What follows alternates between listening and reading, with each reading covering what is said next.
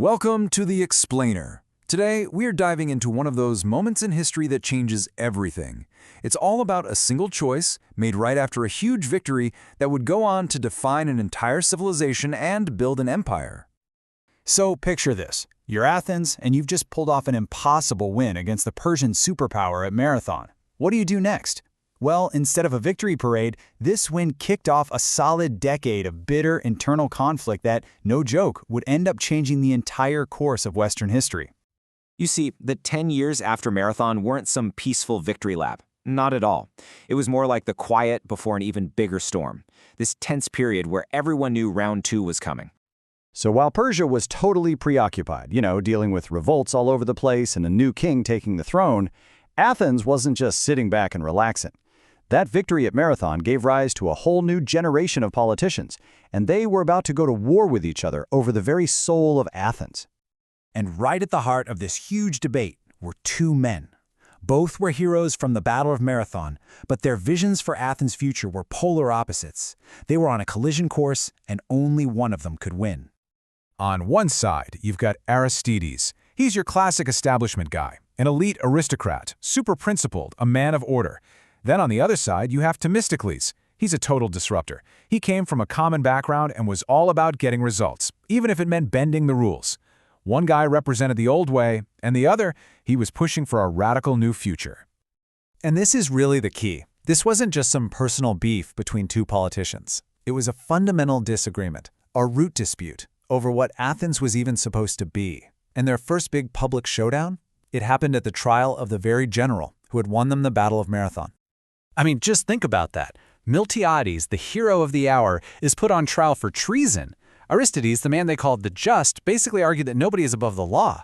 But Themistocles, ever the pragmatist, shot back saying, "Are we crazy? We can't afford to execute our best general when Persia's definitely coming back."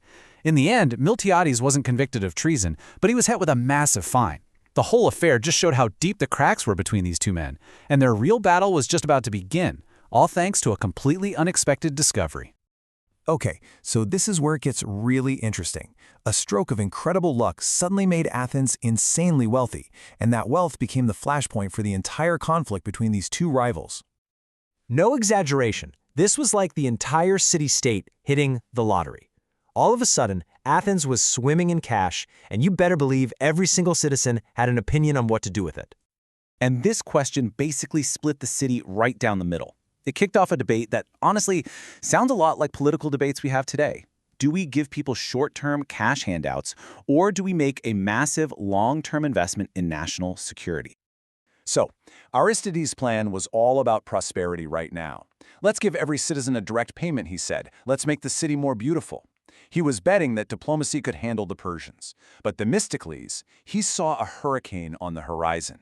And he argued that there was only one path to survival. Use every last silver coin to build the biggest, baddest navy the world had ever seen. The city was deadlocked. Nothing was moving. So, to break the stalemate, Themistocles decided to use a forgotten but incredibly powerful political weapon. His goal wasn't just to win the argument. It was to get rid of his rival for good. So you have to understand, for years, this law of ostracism was just a concept, right? It was this emergency brake in the political system to stop a dictator before he could take over, but they'd never actually used it. Well, Themistocles, the ultimate political operator, saw his chance. He took this theoretical tool and turned it into a very real weapon to knock his opponents out of the game.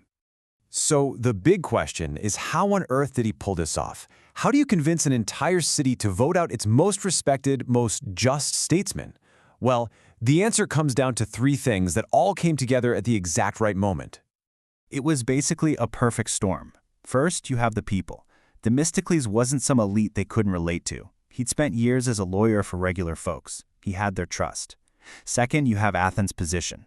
Look, the city was a commercial hub. Its economy, its livelihood depended on sea trade.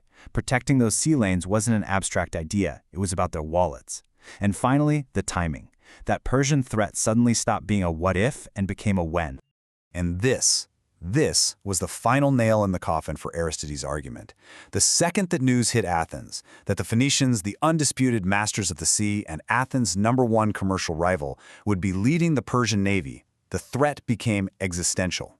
This was no longer just about conquest. This was about total economic ruin. The debate was officially over.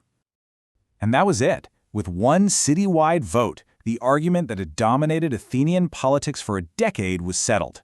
Aristides the Just was exiled, and Themistocles, he now had a blank check, total political control, and the green light to bring his grand vision to life. So now, with the money secured and his opposition literally shipped out of the country, Themistocles moved at lightning speed to completely remake Athens. Just let that number sink in. 200. 200 of the most advanced warships of the day. This wasn't just a simple upgrade. This was the biggest military project of its time, designed to create the world's most dominant navy from scratch, and do it basically overnight. And here's the really brilliant part. He didn't just build ships, he built the whole ecosystem. He built the shipyards, expanded the ports, and he mobilized the lower classes, training thousands of them to be expert rowers, which, by the way, gave them a powerful new stake in their democracy.